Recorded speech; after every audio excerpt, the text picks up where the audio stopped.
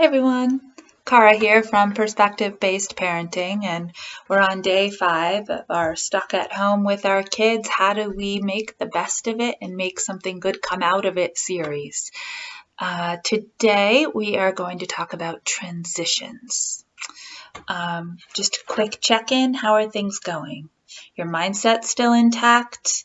Are you thinking about the schedule for the day? How are things going with you? Just kind of bring all that back. Hopefully you're in a space when you watch these every day where maybe the kids are in bed or they're at nap, or it's just somewhere where you can actually hear yourself think instead of trying to put out fires while taking in information.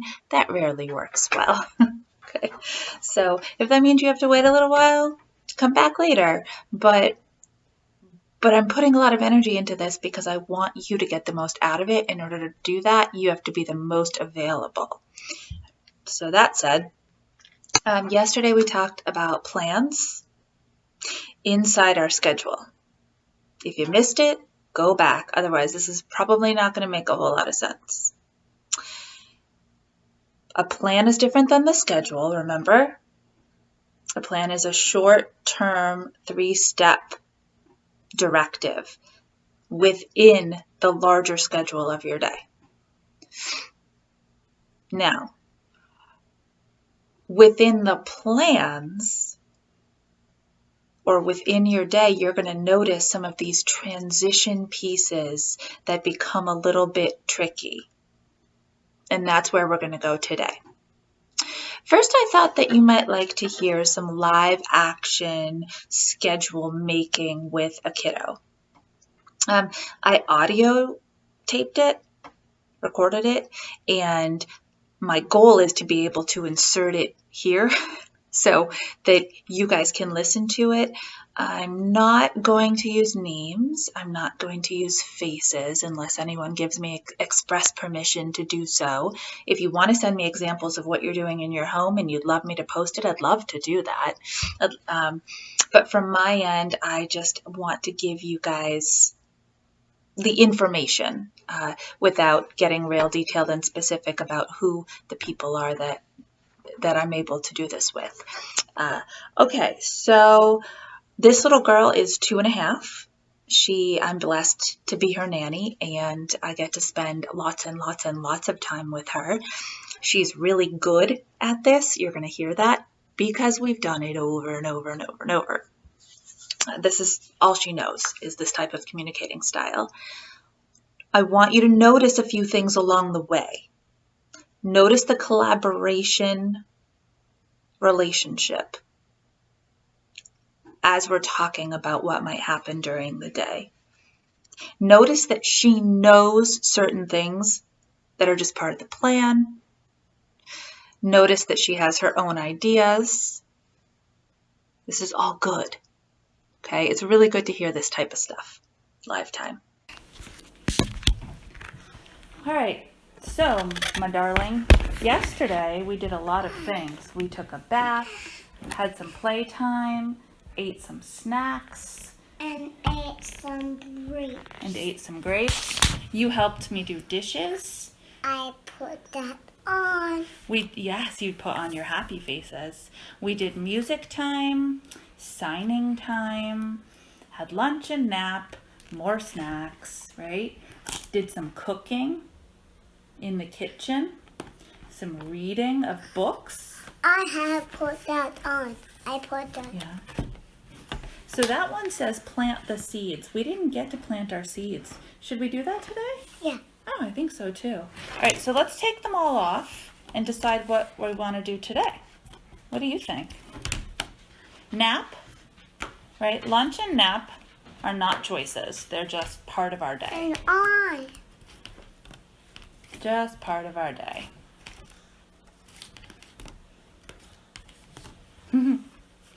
So what do you think we should do today? I have grapes and bed. And bed is later. Bed is later. That's true. The bed It's not a bad square. What do you think we should do today? You said we know. should eat more grapes. So, Eat more okay. grapes. I have an idea. Would you like to hear my idea? Yeah. Okay. I think we really have to plant our seeds today. Okay. Okay. We need to get that done. We've been saying it all week. It's just not happening. I know one. Yeah. One. Oh, I know something we had to do. Yeah. Laundry. Laundry. We threw those dirty clothes down the stairs. Yeah, so they need to get washed. All right, I'm writing all this down so we can make a good schedule. Anything else that you think we absolutely should do today? Yeah. What? Plants. We definitely have plants on our list. We have cereal bites that we need to make. Okay. So that's cooking? Yeah. Cooking. No. What is that called, making cereal bites? Uh-oh, I dropped it. Oh, go get it. And I come back on chair. Okay, good idea. And I put that. So, in the kitchen, making cereal bites with peanut butter. What's that called? Peanut. See, I would call it cooking, but what do you call it? Peanut butter. You call it peanut butter? Yeah. Should we call it peanut butter cooking? Yeah. Okay.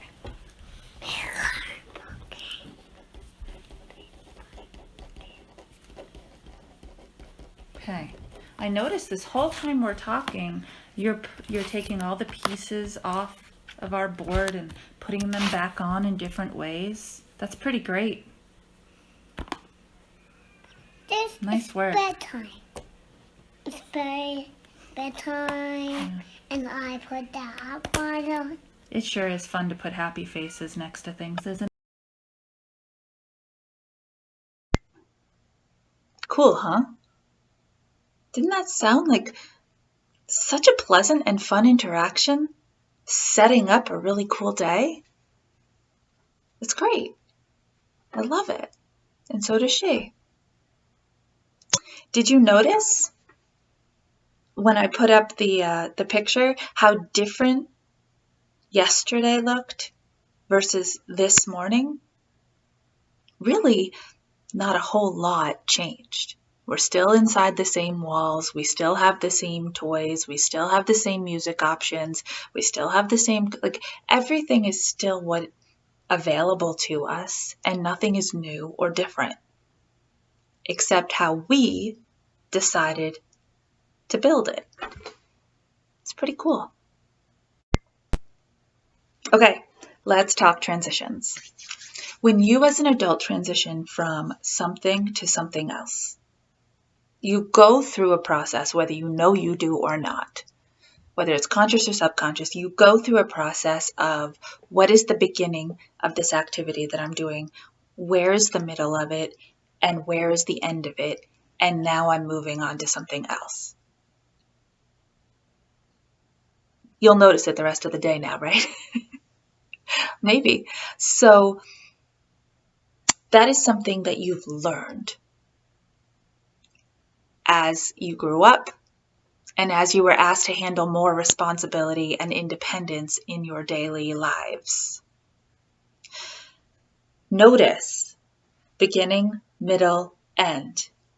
Completely mimic what we talked about yesterday. First, second, third. And what's the foundation of our mini plans? There it is.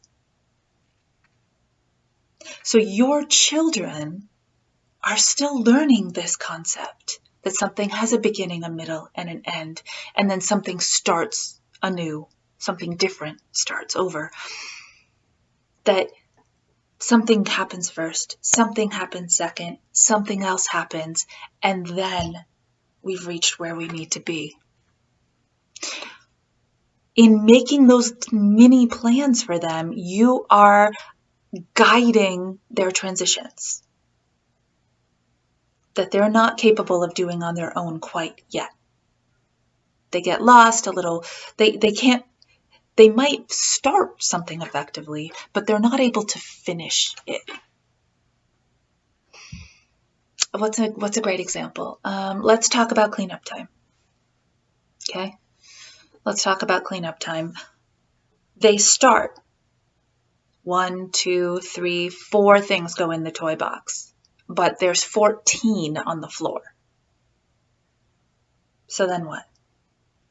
They get a little distracted by something shiny over in the corner, or little brother, little sister comes over, starts pulling on them, and they get distracted by the interpersonal issue that they're having, trying to deal with their social being next to them. Or they hear the door, someone's knocking at the door, and all of a sudden, auditorily, they get distracted by that sensory piece, and they don't come back to what they were doing. How do you support that? You were supposed to be picking up your toys. It's not very effective. How do you support it? Sounds a little something like this. Wow, you got distracted. You picked up 4 toys and put them in the box, and then this happened. Don't worry about it. Here, let me help you finish picking up. Did you hear the word finish? You're showing them, you're guiding them to the end of that activity and supporting that transition into the next thing.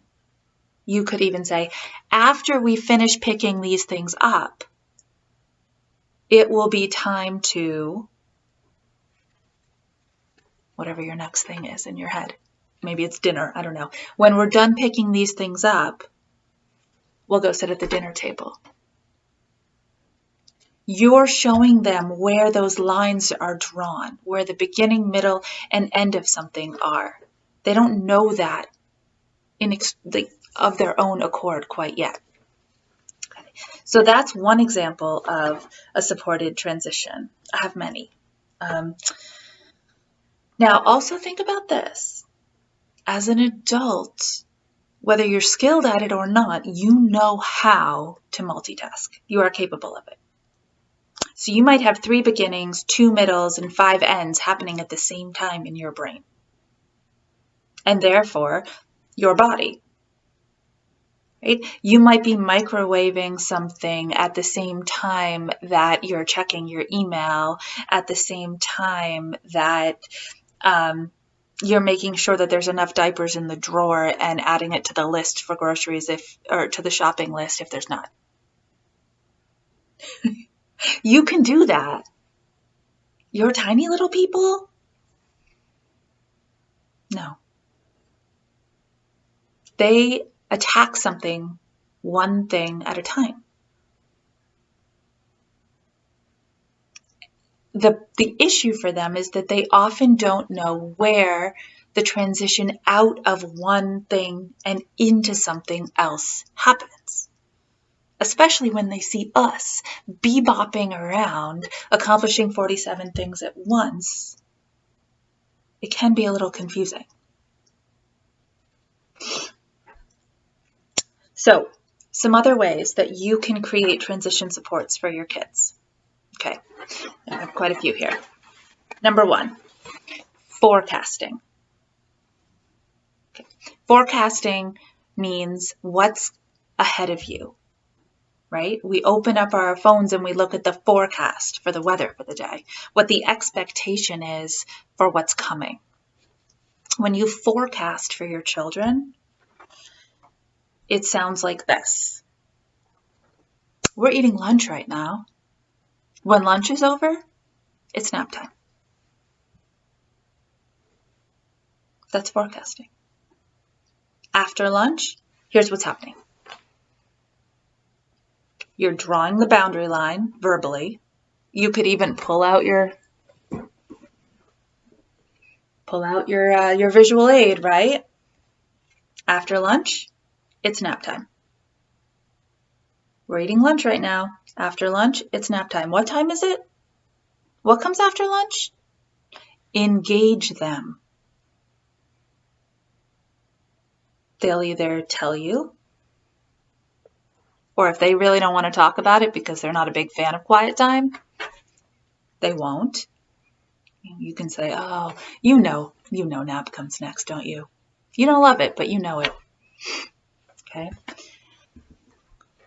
So there's forecasting. Another strategy is timing.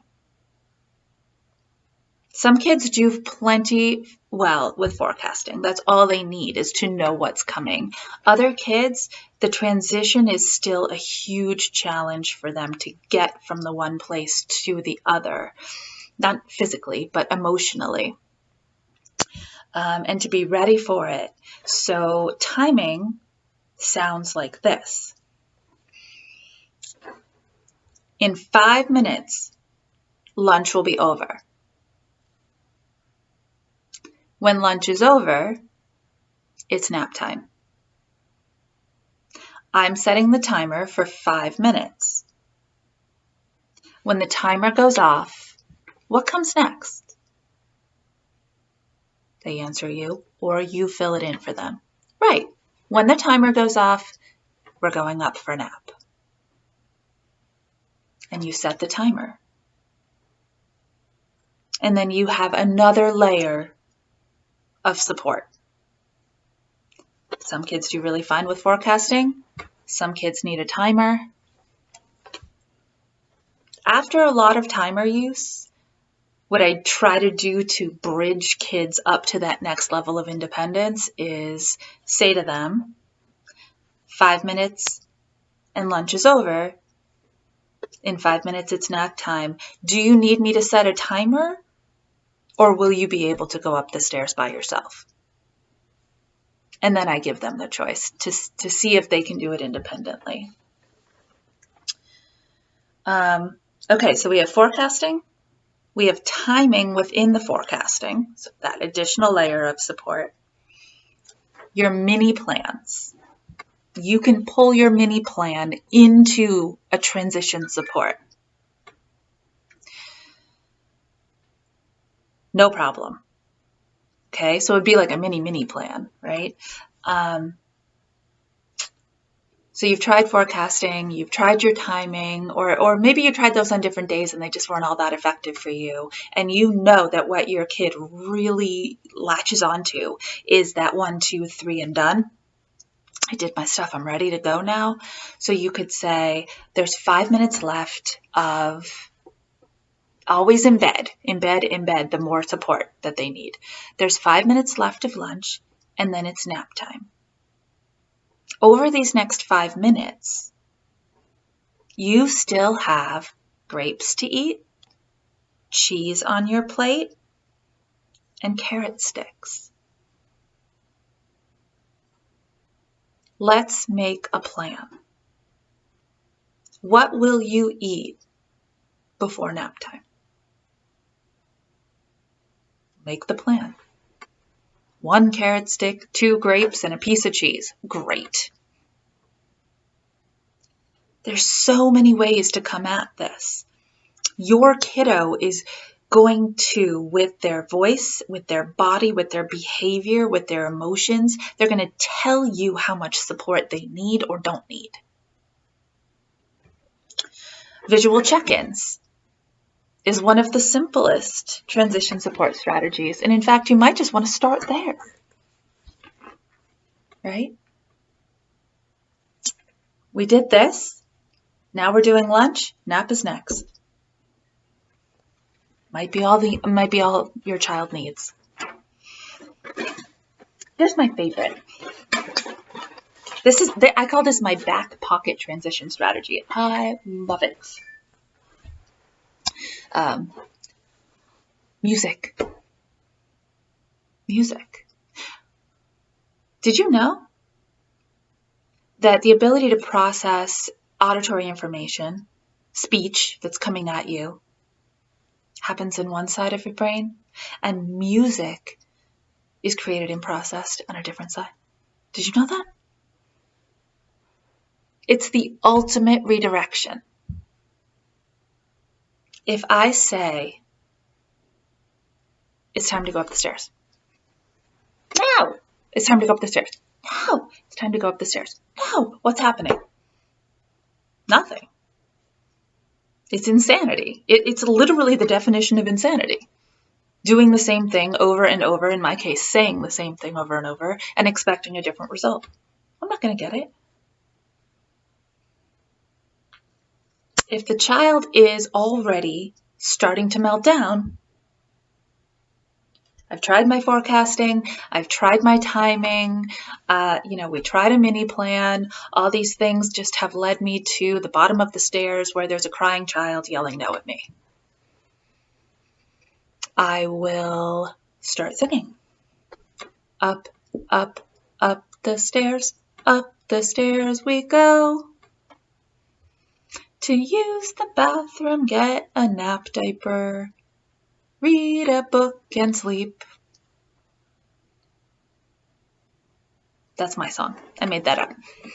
My up, up, up the stairs song. I've been singing that for years. I can't even tell you how long. I love music. Few reasons. 1, up the stairs we go. That's the goal. Get up those stairs. 2, I can rewrite those words into anything I need them to be. Maybe the goal is it's time to take a bath. And they're not loving that idea. Up, up, up the stairs we go. To take a bath and get all clean, up the stairs we go. Okay, it's the ultimate redirection because they have no choice but to stop and refocus on you using a different side of the brain. It starts almost a whole new conversation. It's fantastic. Use music. Make up your own songs. I've got a ton of them. I'm actually compiling them, and I'm going to release them called Transition Songs for Toddlers. This one's on me, guys. It's all yours. Sing it, and you can even go down the stairs. Down, down, down the stairs we go. To have a snack, read a book. Then Mommy will be home. Do you notice something inside that? Have you noticed it yet? Think about it. Take a minute, think about it.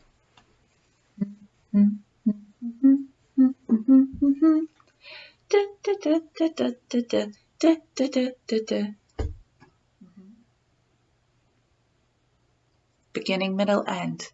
The 3-step mini plan inside my transition song. What? Every single layer gets deeper with support until they don't need it. Then you take that level away. And then you take the next one away and the next one away. And in a whoever knows how long, you might have a kid who picks up on this stuff super fast. You will simply be able to say, time for nap. And they'll say, okay.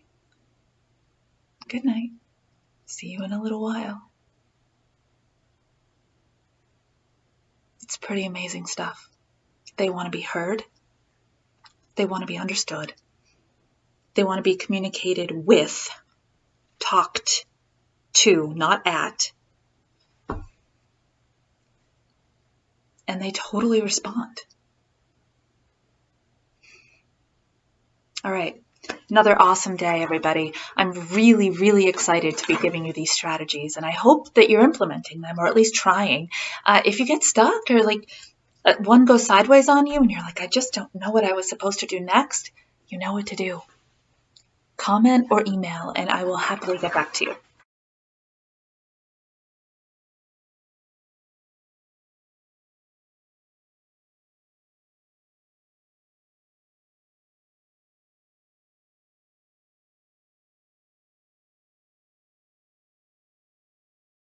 Okay, another awesome day. I'm really, really honored that you continue to invite me into your space to share tips and tricks and ways to connect with your children and work a little bit better together in the home.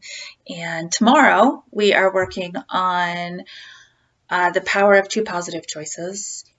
And within that, a little bit about the language that you use and how you use it and why you use it. And I mean, I could write a whole book on that. In fact, I am writing a whole book on the way that we speak to our children.